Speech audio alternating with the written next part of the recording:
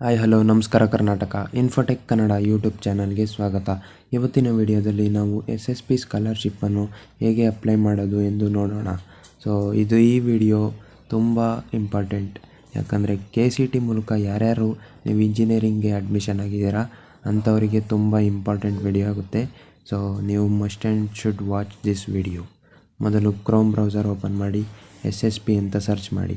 Next SSP post matric scholarship website ಮೇಲೆ click ಮಾಡಿ. Next ನೀವು ಅಕೌಂಟ್ ಕ್ರಿಯೇಟ್ ಮಾಡಿದರೆ ಸೆಕೆಂಡ್ನೇ option post matric scholarship apply ಅಂತ ಇರುತ್ತೆ, ಅದು ನೋಡಿರಿ.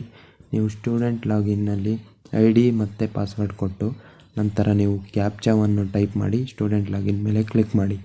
ನೆಕ್ಸ್ಟ್ ನಿಮಗೆ ಓಕೆ ಅಂತ ಕೊಡಿ, ಪ್ಲೀಸ್ ಸಬ್ಮಿಟ್ ಅಂತ ಬರುತ್ತೆ. Apply for post matric scholarship ಅಂತ ಬರುತ್ತೆ, ಅದನ್ನು ಕ್ಲಿಕ್ ಮಾಡಿ. ನೆಕ್ಸ್ಟ್ ಸ್ಟೆಪ್ 1 ಮೇಲೆ ಕ್ಲಿಕ್ ಮಾಡಿ. ಸ್ಟೆಪ್ 1 ಓಪನ್ ಆದಮೇಲೆ ನೀವು ಇಲ್ಲಿ ನಿಮ್ಮ SSLC ರಿಜಿಸ್ಟರ್ ನಂಬರ್ ಎಂಟರ್ ಮಾಡಬೇಕಾಗುತ್ತೆ, ಆ ಡೀಟೇಲ್ಸ್ ಫಿಲ್ ಮಾಡಬೇಕಾಗುತ್ತೆ. SSLC ನಂಬರ್ ಕೊಟ್ಟಾದಮೇಲೆ ನಿಮಗೆ ರೈಟ್ ಸೈಡಲ್ಲಿ ಗೆಟ್ ಮೈ ಡಾಟಾ ಅಲ್ಲಿ ನೋಡಿ ತೋರಿಸ್ತಿದ್ದೀನಿ ಐಕನ್ನು, ಅದ್ರ ಮೇಲೆ ನೋಡಿ ಗೆಟ್ ಮೈ ಡಾಟಾ ಅಂತ ಕೊಟ್ಟರೆ ಸ್ಟೂಡೆಂಟ್ ನೇಮ್ ಬರುತ್ತೆ, ನಿಮ್ಮ ನೇಮು ಆಟೋಮೆಟಿಕ್ ಫೆಚ್ ಆಗುತ್ತೆ ಅದು. ಆಮೇಲೆ ಇಯರ್ ಆಫ್ ಪಾಸು, ನಿಮ್ಮ ಡೇಟ್ ಆಫ್ ಬರ್ತು ಆಟೋಮೆಟಿಕ್ಕಾಗಿ ಫೆಚ್ ಆಗುತ್ತೆ. ನೆಕ್ಸ್ಟ್ ನೀವು ಡೌನಿಗೆ ಬಂದರೆ ನಿಮ್ಮದು ಇನ್ಕಮ್ ಅಥವಾ ಕ್ಯಾಶ್ ಸರ್ಟಿಫಿಕೇಟ್ ಅವೆರಡು ಇದ್ದರೆ ನಿಮ್ಮ RD ನಂಬರ್ ಎಂಟರ್ ಮಾಡಬೇಕಾಗುತ್ತೆ. ಅದೇ RD00 ಇರುತ್ತಲ್ಲ ಅದು ಎರಡು ಸತಿ ಎಂಟರ್ ಆದಮೇಲೆ ನಿಮ್ಮ ರಿಲಿಜಿಯನ್ನು, ನೀವು ಯಾವ ಕ್ಯಾಟಗರಿಗೆ ಬಿಲಾಂಗ್ ಆಗ್ತೀರಾ, ಕ್ಯಾಸ್ಟು ಸಬ್ ಕ್ಯಾಸ್ಟು ಎಲ್ಲ ಅದು ಆಟೋಮೆಟಿಕ್ ಫೆಚ್ ಆಗುತ್ತೆ. ನೆಕ್ಸ್ಟ್ ನಿಮ್ಮ ನೇಮು, ನಿಮ್ಮ ಇನ್ಕಮ್ ಇನ್ ರುಪೀಸ್ ಎಲ್ಲ ಆಟೋಮೆಟಿಕ್ಕಾಗಿ ಫೆಚ್ ಆಗುತ್ತದು. ನೆಕ್ಸ್ಟ್ ಟೈಮಿಗೆ ಬಂದರೆ ಡೌನಿಗೆ ಸ್ಕ್ರಾಲ್ ಮಾಡಿದ್ರೆ ನೀವು ಏನಾರ ಡಿಸೆಬಿಲಿಟೀಸ್ ಅಂದರೆ ಅಂಗವಿಕಲರು ಆಗಿದ್ದರೆ, ವಿಕಲಚೇತನ ಆಗಿದ್ದರೆ ಕೊಟ್ಟು ನಿಮ್ಮ ಸರ್ಟಿಫಿಕೇಟ್ ಇರುತ್ತಲ್ಲ ಅದ್ರದ್ದು ಎಂಟರ್ ಮಾಡಿ ಡೀಟೇಲ್ಸ್ ಫಿಲ್ ಮಾಡಬೇಕಾಗುತ್ತೆ. ನೆಕ್ಸ್ಟ್ ನಿಮ್ಮದು personal details, student name, gender automatic fetch ಆಗಿರುತ್ತೆ, ಮೊಬೈಲ್ ನಂಬರ್ ಎಲ್ಲ, ನಿಮ್ಮ ಇಮೇಲು ಮತ್ತು ಡಿಸ್ಟಿಕ್ ಅಡ್ರೆಸ್ಸು ಎಲ್ಲ ನೀವೇ ಫೆಚ್ ಮಾಡಬೇಕಾಗುತ್ತೆ, ನೀವೇ ಫಿಲ್ ಮಾಡಬೇಕು. ನೆಕ್ಸ್ಟ್ ಮೇಲ್ ಕೊಡಿ, ಅದೆಲ್ಲ ಆದಮೇಲೆ ಸೇವ್ ಆ್ಯಂಡ್ ಸಬ್ಮಿಟು. ನೆಕ್ಸ್ಟು ಸೆಕೆಂಡ್ ಸ್ಟೆಪ್ಪಿಗೆ ಬಂದರೆ ನಿಮ್ಮ ಕಾಲೇಜ್ ಡೀಟೇಲ್ಸ್ ಎಂಟರ್ ಮಾಡಬೇಕಾಗುತ್ತೆ.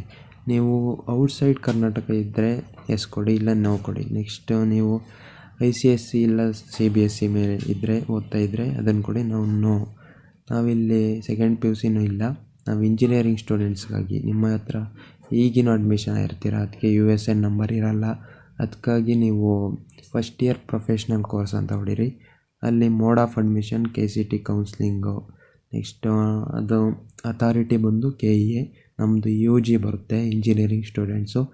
ಕೌನ್ಸಿಲಿಂಗ್ ನಂಬರ್ ಅಂತ ಇರುತ್ತೆ, ಅದೇ ನೀವು ವೆರಿಫಿಕೇಷನ್ ಸ್ಲಿಪ್ಪಲ್ಲಿ CET ನಂಬರ್ ಅಂತ ಇರುತ್ತಲ್ಲ, ಅಲ್ಲಿ 5 ಡಿಜಿಟ್ ನಂಬರ್ ಇರುತ್ತೆ ನೋಡಿ, ಅದನ್ನು ಕ್ಲಿಕ್ ಮಾಡಬೇಕು.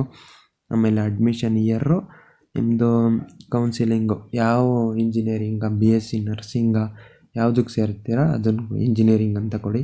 ನೆಕ್ಸ್ಟಲ್ಲಿ ಗೆಟ್ ಮೈ ಡಾಟಾ ಅಂತ ಬರುತ್ತೆ, ಅದು ಹೊಡೆದ್ರೆ ನಿಮ್ಮದು ಆಟೋಮೆಟಿಕ್ ಡಾಟಾ ಫೆಚ್ ಆಗುತ್ತೆ, ಯಾವ ಕಾಲೇಜಲ್ಲಿ ಜಾಯ್ನ್ ಆಗಿದ್ದೀರಾ ಅಂತ ಇಲ್ಲ. ನೀವು ಅಲ್ಲಿ ಕೋರ್ಸ್ ಯಾವಾಗಿಂದ ಸ್ಟಾರ್ಟ್ ಆಯಿತು ಅಂತ ಕ್ಯಾಲೆಂಡರ್ ತೋರಿಸುತ್ತೆ, ಅದನ್ನು ಇದು ಮಾಡಿ. ನೆಕ್ಸ್ಟ್ ನಿಮಗೆ ಡೌನಿಗೆ ಬಂದರೆ ಒಂದು ಫೈಲ್ ಅಪ್ಲೋಡ್ ಮಾಡಿರುತ್ತೆ, ಅಡ್ಮಿಷನ್ ಆರ್ಡ್ರು, ಅದು PDF ಅಪ್ಲೋಡ್ ಮಾಡಿ. ನೆಕ್ಸ್ಟ್ ಸೇವ್ ಆ್ಯಂಡ್ ಪ್ರೊಸೀಡ್ ಮೇಲೆ ಕ್ಲಿಕ್ ಮಾಡಿ.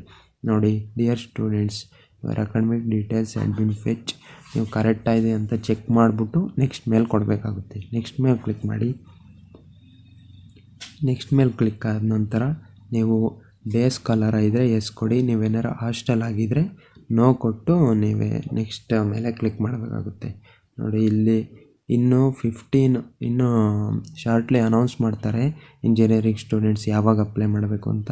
ಒಟ್ಟಿನಲ್ಲಿ ಅಪ್ಲಿಕೇಶನ್ ಫಿಲ್ ಮಾಡ್ಬೋದು, ಸ್ಟೆಪ್ ಬೈ ಸ್ಟೆಪ್ ಪ್ರೊಸೆಸ್ ಈ ವಿಡಿಯೋದಲ್ಲಿ ನಾವು ನಿಮಗೆ ತಿಳಿಸಿದ್ದೀವಿ.